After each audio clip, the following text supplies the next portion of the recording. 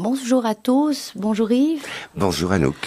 Aujourd'hui, nous allons vous parler du dernier livre de Delphine Orvilleur. Delphine Orvilleur, qui est une des 3 femmes rabbins de France, qui écrit un livre qui a été publié chez Grasset, Vivre avec nos morts. Alors, Delphine Orvilleur, vous la connaissez certainement parce qu'elle est assez médiatisée. Et puis surtout, comme je le disais, c'est l'une des 3 femmes rabbins de France. Dans ce petit livre, elle interroge la question du deuil et du sens de la finitude. Alors c'est un petit traité de consolation, un texte sensible, brillant, à l'image de son autrice, qui s'adresse à tous, sans distinction religieuse. Et c'est ça qui fait la force de ce livre, c'est que il faut le regarder d'un point de vue et le lire d'un point de vue plutôt philosophique, en se disant que le message qu'elle nous adresse est un message qui s'adresse à tous, orthodoxes, pas orthodoxes. Là est la force de Delphine Orvilleur, c'est-à-dire de nous parler à tous. Alors c'est un texte de vie qui parle du lien entre tout le vivant et leurs fantômes.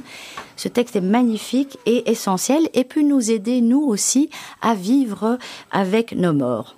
Alors avant de donner la parole à Yves, je voulais vous introduire le livre parce qu'au fait, le livre raconte ce qu'elle exprime au début des pages, c'est-à-dire au début du livre. Elle dit, et je vais la citer, elle dit « Tant de fois, je me suis tenue avec des mourants et avec leurs familles. Tant de fois, j'ai pris la parole à des enterrements, puis entendu les hommages de fils et de filles endeuillés, de parents dévastés, de conjoints détruits, d'amis anéantis. » C'est ainsi que Delphine Orvilleur s'adresse à nous. Alors, il faut savoir aussi qu'elle est rédactrice, elle est directrice de la rédaction de la revue Tenoua. Et donc, dans ce livre, elle pose la question comment aborder la mort, comment accompagner les endeuillés et finalement, quel sens donner à la vie. Et donc, elle va raconter à travers 11 destins, qu'elle va suivre, elle va raconter donc leurs histoires et à chaque fois, elle va apporter une approche philosophique, mais en même temps également un témoignage personnel. Donc l'histoire est coupée en 3, c'est-à-dire que avant tout, elle fait parler le personnage principal, donc dans ces 11 histoires. Ensuite, elle va lui donner une approche plus philosophique de son histoire et souvent, elle va amener un propre témoignage qui fait référence à sa propre histoire et par lequel elle fait le lien avec le personnage dont elle raconte l'histoire. Je te laisse un instant la parole. Merci. Bonsoir à tous. C'est en effet un petit traité de consolation. Je suis absolument d'accord avec Anouk que c'est un texte beaucoup plus philosophique que proprement religieux. C'est le seul point d'accord sur lequel nous sommes tombés parce que nous n'avons pas exactement la même vision de ce livre. Anouk là a une vision plus traditionnaliste, moi j'ai une vision plutôt libérale, donc cette confrontation nous a beaucoup intéressés. Je dois dire que c'est remarquablement écrit. Ce n'est pas le premier livre d'Orvilleur que je lis. Elle écrit toujours aussi bien. Elle a une pensée parfaitement claire. Certes, elle est rabbin, mais c'est peut-être pour moi d'abord et avant tout une philosophe. Je trouve que le titre du livre lui-même n'est pas absolument juste. Ce ne sont pas ses morts à elle. Nos morts à nous nous appartiennent en propre. Ces morts-là, tous ces morts dont elle parle, ne lui appartiennent pas. Elle accompagne les familles, elle va dire le Kaddish, etc., etc. Mais ce ne sont pas ses morts à elle. Donc je suis pas tout à fait d'accord avec le titre, mais cela étant, je trouve que c'est un très très bon livre, très touchant, émouvant, à certains moments profondément émouvant, poétique et d'une intelligence qui apparaît à chaque page. Effectivement, parce qu'elle commence en nous parlant du cimetière. Et elle dit que c'est marrant parce que c'est bizarre. En hébreu, le mot cimetière, eh bien, quand on le traduit, se dit maison de la vie ou maison des vivants. Pourquoi ? Parce qu'il y a une conscience particulière que c'est dans ce lieu que se joue le récit de la vie de ceux qui nous quittent. Et qu'il existe, pour ceux qui restent, une possibilité très particulière de raconter cette vie et de penser les traces que laissent les autres. Alors Delphine Orvilleur, elle va s'adresser à ceux qui restent. Le deuil est un chemin et c'est ce que nous comprenons au travers de ce message et de ce livre que nous transmet Delphine Orvilleur. Vivre avec nos morts est le fruit d'une expérience et d'un chemin véritablement spirituel. Comme je l'ai dit au départ, c'est un texte qui s'adresse à tout le monde et qui ne se veut pas religieux. Il vient interroger et ouvrir des voies, mais il n'impose rien. Il ouvre un chemin pour ceux qui restent. Comment appréhender la disparition de nos proches ? Comment vivre avec ? Comment les faire même également encore exister malgré qu'ils ne soient pas là ? Parce qu'elle dit d'ailleurs que nous sommes entourés de fantômes et comment dialoguer avec eux, mais en acceptant bien entendu ce chemin qu'il faut faire qu'est le deuil, mais apprendre à vivre avec ces morts. Et donc elle raconte le destin de 11 personnes. Alors il y a des personnes plus connues, il y a des personnes moins connues. Elle raconte par exemple quand elle a accompagné Lauridette Evans, Simone Veil. Elle a accompagné Simone Veil, et puis elle a également accompagné Elsa Khayat. En effet, Elsa Khayat était la psy de l'équipe de Charlie Hebdo. Et elle raconte donc que quand elle s'est présentée à la famille, on a fait appel à elle, c'est là, je pense, la sœur de Elsa Khayat qui l'a appelée. Et quand cette sœur a présenté Delphine Orvilleur à la famille d'Elsa Khayat, qui était tout à fait athée, elle l'a présentée comme un rabbin laïque. Alors, au départ, parce qu'il faut remettre ça en 2015, c'était au moment des attentats de Charlie Hebdo, et donc elle s'est dit, mais tiens, on me présente comme rabbin laïque. Et à partir de là, elle s'est dit, mais au fait, c'est ça qui me définit, parce que en se tenant face à la bande de Charlie Hebdo, qui était tout à fait évidemment anticléricale, elle comprend qu'en fait, en fait, elle n'a pas de différence avec ces gens, tout les rassemble. C'est-à-dire que à l'époque, en 2015, il y avait tant de gens qui voulaient nous opposer les uns aux autres, entre les orthodoxes, les moins orthodoxes, les religieux, les moins religieux. Et donc, elle dit, au fait, non, face à l'équipe de Charlie Hebdo, elle comprend que tout les rassemble, que tout nous rassemble, et c'est comme ça qu'elle le dit, et qu'en fait, ils sont du même monde. Et c'est là qu'elle va raconter donc l'histoire, comment elle a accompagné la famille d'Elsa Khayat, qui elle-même était je dirais tout à fait athée, et qu'elle, en tant que rabbin laïque, a justement accompagné cette famille. Puis elle raconte aussi sa première rencontre avec la mort, où elle était étudiante à Jérusalem et en médecine, et à un certain moment, elle fait une autopsie sur une dame, et elle voit qu'en fait, les ongles sont encore vernis de cette femme. C'est comme si, en fait, ils viennent d'être... c'est-à-dire que le vernis est encore proche, est encore frais sur ses ongles. Et elle dit, au fait, on essaye de tenir la mort en distance, mais finalement, quand elle voit ça, elle comprend à quel point la vie et la mort se tiennent la main quelques instants avant que l'ange de la mort ne passe. Donc, à quel point à quel point le lien entre la vie et la mort sont tellement... ce lien est tellement fort. Oui, étroit. Je suis d'accord avec tout ce que dit Anouk là. Il y a une chose sur laquelle je voudrais revenir. Elle parle du dialogue avec nos morts. Orvilleur parle à la fin de son livre, elle dit laissant. Et elle fait parfaitement bien comprendre que nous sommes, bien entendu, chacun le sait, le produit de notre éducation, le produit de ce que nous avons vécu, mais nous sommes aussi le produit de l'histoire de nos ancêtres. Et que l'histoire de nos ancêtres continue à vivre en nous, à travers nous, et c'est une idée dont je ne sais pas s'il faut vraiment la qualifier de religieuse. Pour moi, c'est davantage une idée philosophique par laquelle elle explique finalement que la vie ne commence ni ne s'arrête, elle n'est jamais autre chose qu'une très longue continuité.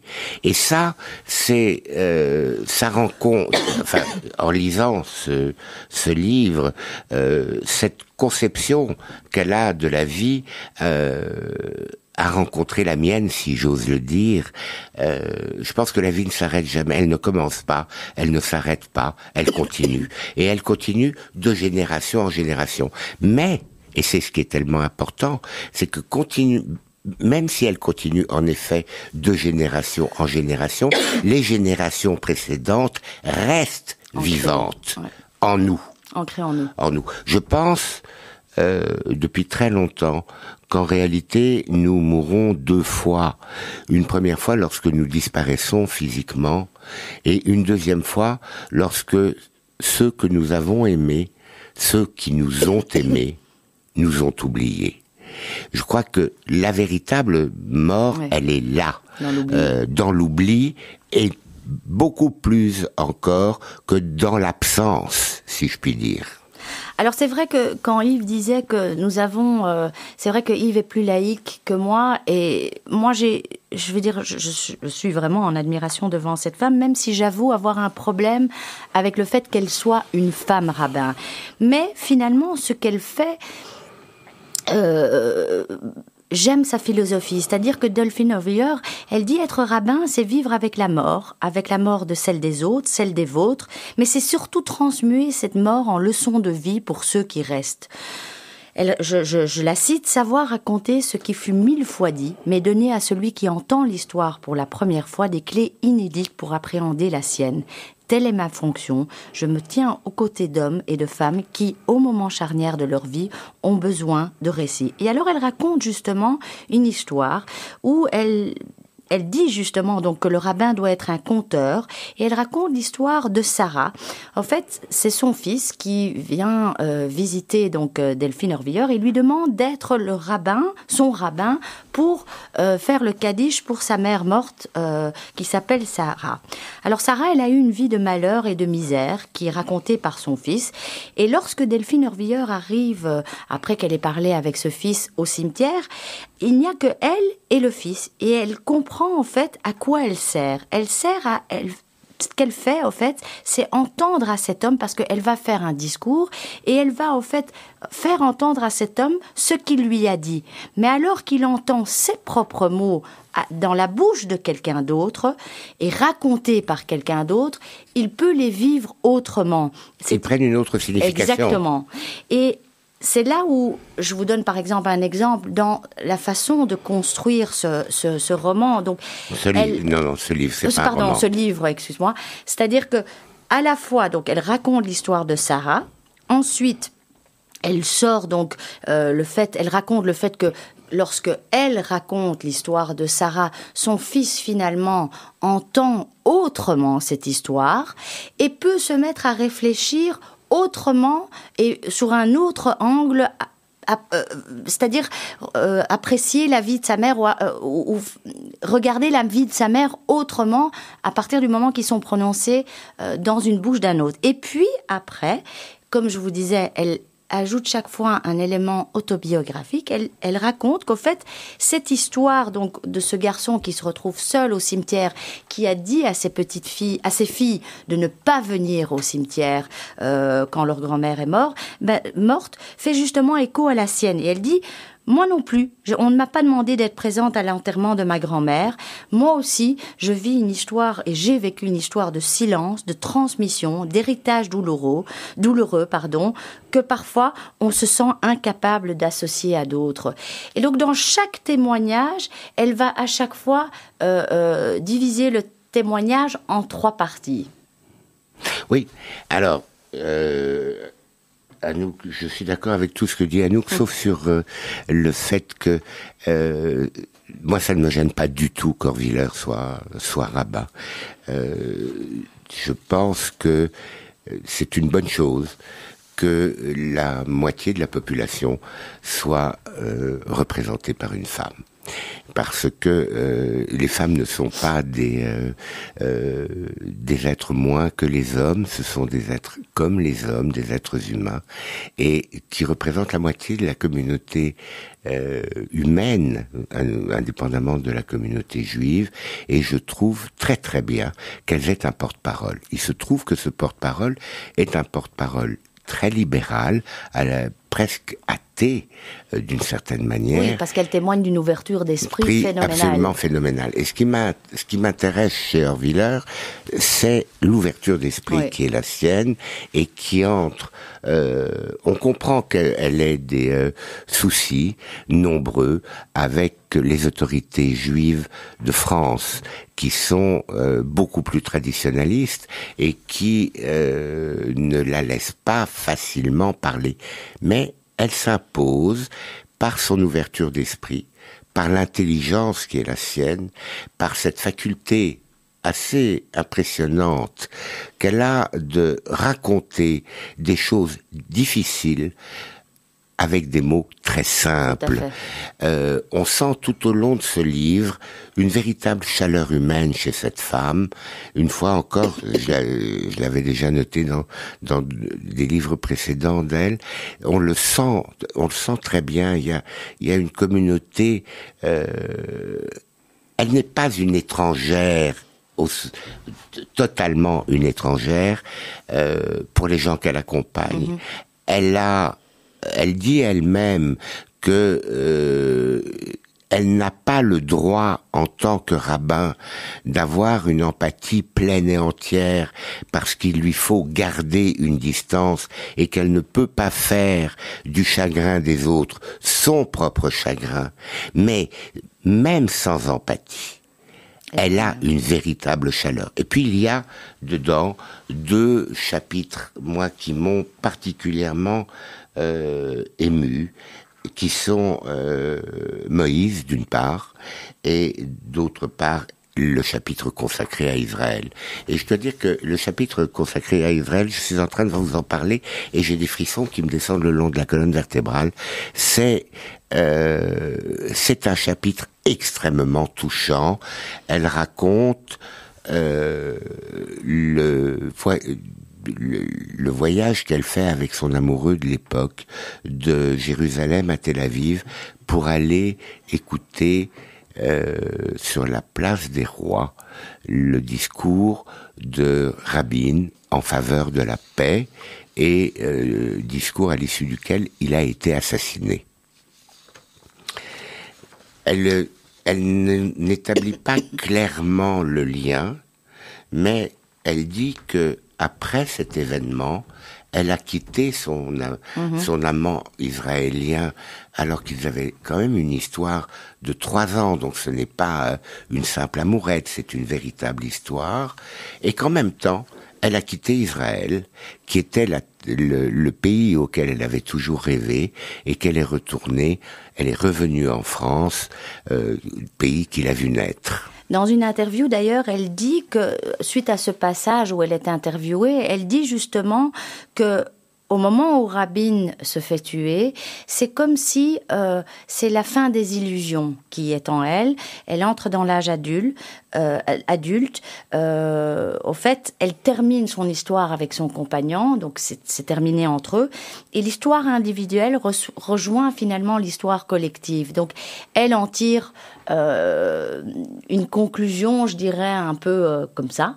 Maintenant, je voudrais revenir aussi sur une chose que tu disais, c'est que, effectivement, elle dit que le rabbin ne doit pas pleurer, et je la cite, elle dit « Il doit être le pilier d'une verticalité qui a abandonné les proches du mourant.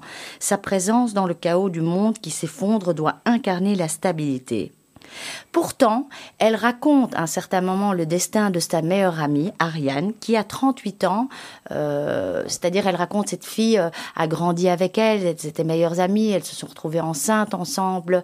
Elles ont... Pas ensemble. Non, je veux dire, elles étaient enceintes toutes les deux. Lorsqu'Orviller voit Ariane descendre un escalier avec avec un gros ventre, elle pense d'ailleurs que l'accouchement va avoir lieu la même nuit. De voir l'image de son amie lui donne envie d'être elle aussi enceinte. Et 9 mois pile après, elle partage. Et donc, ils ont beaucoup partagé ensemble. Et cette amie, Ariane, a été foudroyée par un cancer à 38 ans. Et donc, elle lui a demandé, Ariane, avant de mourir, de l'accompagner et de devenir son rabbin. Et alors, elle explique la difficulté qu'elle a eue d'être à la fois l'amie et le rabbin. Et elle aurait dû dire non, mais par amour, elle a dit oui. Et elle s'est retrouvée dans une position intenable parce que le rabbin, l'accompagnant, doit finalement incarner un être plus grand que nous. Il doit être... Donc, c'est très, très difficile d'être à la fois l'ami proche et le rabbin qui a cette mission si difficile d'accompagner le mort. Alors, voilà, je pense que c'est ce qu'elle cherche finalement, Delphine, au fait, Orviller, à travers ce livre, c'est faire dialoguer, comme le disait Yves, les vivants et les morts, tisser des liens entre eux et rappeler que ce qui a disparu permet justement d'ouvrir une brèche. Est-ce que tu as encore quelque chose à ajouter ? Oui, je suis en train de chercher quelque chose justement à propos d'Ariane, parce que Orviller lui dit, tu es Ariane a toujours pour son enfant un pull vert au cas où il ferait froid, quelque chose à grignoter au cas où il aurait faim. Et et Delphine trouve que Ariane est une mère parfaite, et elle lui dit en riant, tu es une séfarade absolument parfaite. Et Ariane lui répond, tu ferais bien d'abandonner ta culpabilité millénaire et apprendre à vivre. C'est un livre émouvant, c'est un livre touchant. C'est un livre vrai aussi. C'est un livre vrai. Ouais. Nous disions avec Anouk que c'était assez difficile d'en parler, et il est effectivement, je trouve qu'il est effectivement assez difficile d'en parler, parce que ce livre, en fait, trouve chez Anouk et chez moi, donc très probablement chez vous qui nous écoutez, trouve des échos à nos vies personnelles, et qui sont des choses que nous ne pouvons pas partager. Ce n'est pas un livre comme un autre, ce n'est pas un roman, ce n'est pas un essai, c'est une réflexion. Une réflexion sur la vie, et c'est une réflexion d'une intelligence époustouflante, vraiment. Elle a tout pour elle, cette femme. Elle a même été mannequin. Je veux dire, et la dédicace est jolie, parce que le livre est dédié à ses 3 enfants, dont, dit-elle, il la ramène toujours à la vie. C'est un livre qui m'a profondément touché, et je crois que je crois pas avoir autre chose à dire que cela.